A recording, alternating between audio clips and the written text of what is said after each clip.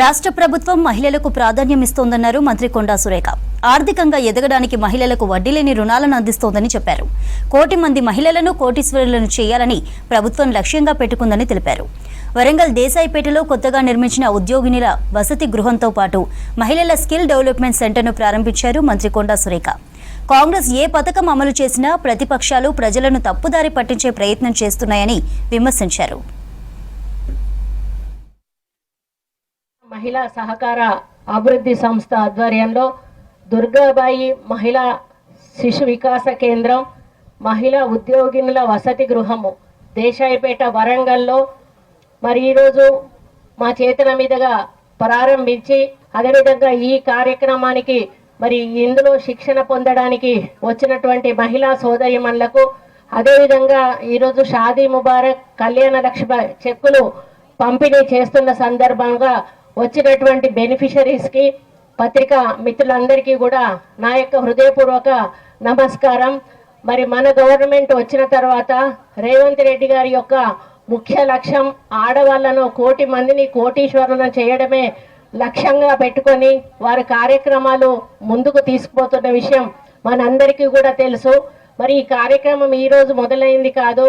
ఆ రోజు రాజశేఖర్ రెడ్డి గారు ముఖ్యమంత్రిగా ఉన్నప్పుడు ఇండ్లు మంజూరీ చేసేటప్పుడు అంతకు ముందు భర్తల పేరు మీద ఇల్లు మంజూరీ అయ్యేటివి. ఆయన అప్పుడు ఏం చేశాడంటే భర్తల పేరు మీద కాదు, భార్యల పేరు మీద ఇల్లు మంజూరీ చేయండి అన్నప్పుడు మేమంతా కూడా ఆశ్చర్యపోయాం. ఎందుకు ఈ విధంగా అంటున్నారు అని మేము అడిగినప్పుడు ఆయన ఒకటే మాట చెప్పారు, భర్త పేరు మీద ఉంటే ఆ హక్కు అతనికి ఉంటుంది కాబట్టి అతను ఒకవేళ చెడు వ్యసనాలకు దుర్వ్యసనాలకు బానిస అయితే కుటుంబం గురించి ఆలోచకుండా ఇల్లు తాకట్టు పెట్టడము, ఇల్లు అమ్ముకోవడం చేసినప్పుడు ఆ కుటుంబం అంతా కూడా బజారుకు వస్తుంది, వాళ్ళకు ఉండడానికి ఇల్లు ఉండదు. అదే ఒక మహిళ పేరు మీద ఉంటే ఒకవేళ భర్త తాగుబోతైనా తిరుగుబోతైనా కూడా ఆ ఇల్లు మాత్రం వాళ్ళకు కనీసం పిల్లలను పెట్టుకొని ఒక నీడలాగా ఉంటుంది అనేటువంటి ఒక లక్ష్యంతో ఆ రోజు రాజశేఖర్ రెడ్డి గారు ఈ నిర్ణయం తీసుకోవడం జరిగింది. అప్పటి నుంచి కూడా మరి ప్రతిదీ కూడా మహిళలకు ప్రాధాన్యత ఇస్తూ, మరి అదేవిధంగా ఆ రోజు రాజశేఖర్ రెడ్డి గారు పావలా వడ్డీ అభయాస్తాన్ని కూడా ఇచ్చినట్టు విషయం మీ అందరికీ కూడా తెలుసు.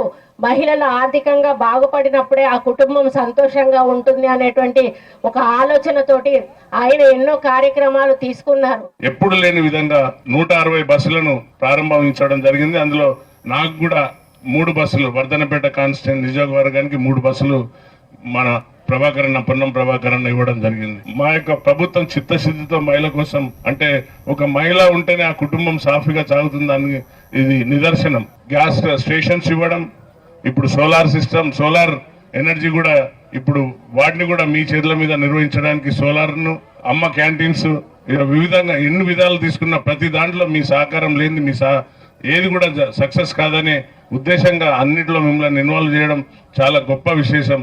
కాబట్టి ఈరోజు ఇక్కడ కట్టిన బిల్డింగ్ లో అన్ని విధాల 4 భాగాలుగా ఉంది. ఇంకా ఏ విధమైన కూడా టైలరింగ్, బ్యూటిషియన్ క్లాసెస్, తర్వాత ప్రింటింగ్, టైలరింగ్ 4 ఉన్నాయి.